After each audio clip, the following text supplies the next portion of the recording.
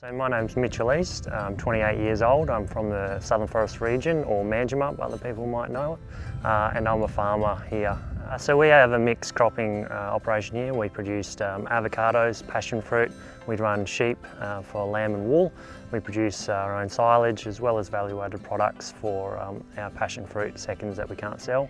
So that involves an on-site processing facility, and we can make things like pulps, ice creams, and sell it to other companies who make ciders and wines and those sorts of things as well. My responsibilities in the business entail producing the actual passionfruit product, which in turn means growing the product, so down to the agronomy, the spraying, taking care of the marketing of that, and also overseeing the harvest and processing and packing of that product as well. So one day I might be out in the paddock and spraying and fertilising, or mowing, or slashing I should say, and then the next day we'll be in the packing shed where we pack our products and get them ready for fresh market. So the days are very different and the jobs are always very different, but the beauty is we get to work outside. So we really have an emphasis on the natural environment in which is around us, so trying to look after that biodiversity, look after the sustainability of this region, and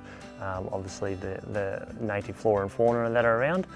So I was fortunate enough to grow up on this farm, so coming back into it was quite an easy option for me. But I did leave the farm at 18 and I left it and basically said that I didn't want to be a farmer and I probably wouldn't come back. So I went off and I worked as a landscaper for about 18 months, then did a diploma in sports development, which led me on into food science at university, which gave me a bit more of an appreciation for food and farming, and I really wanted to have go down the nutrition path. So what I found is that I could still be involved in nutrition in a different sense, and that was coming back to the farm essentially. So after about 5 or 6 years, of studying and working, I decided to step back into the role on the farm, but I realised that I needed to learn a lot more. Even if you don't know a lot about the industry or farming, it doesn't matter because you'll learn it along the way, and that's the beauty of it. There are plenty of other options like TAFE, which offer Certificate 3 and 4 in horticulture. They're good entry-level courses as well, but a lot of the time you'll learn the skills on your job. There's a lot of opportunity for learning, and also there's a lot more research out there in how we can farm more sustainable into the future. So my advice would also be, take the time to learn and read about that, because there's no one way of farming. There's multiple different ways, but I think the best way is to start out with no preconceptions and just go into it with full head of gusto and learn as much as you possibly can. So I really love being outdoors as one great aspect of my job.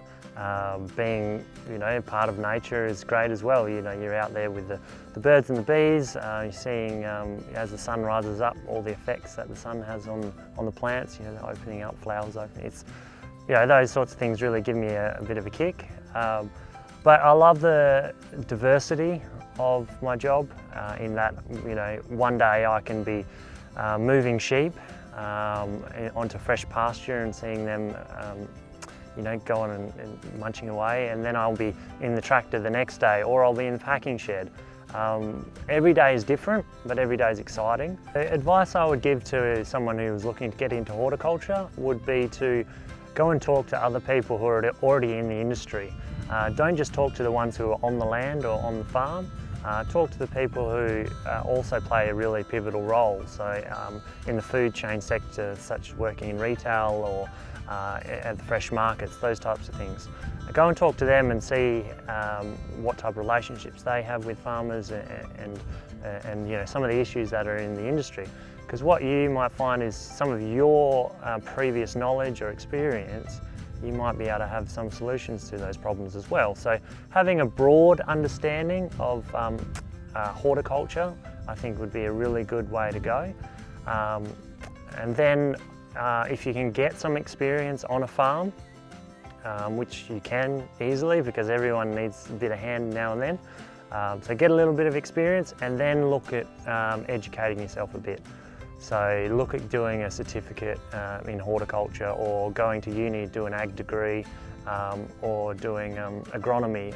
That's a really good one to go down, or soil science is another really good option as well.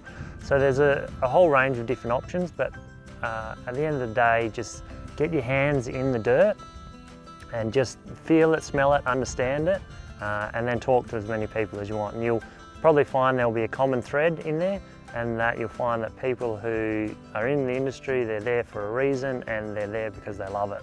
And you'll probably find that you'll love it too.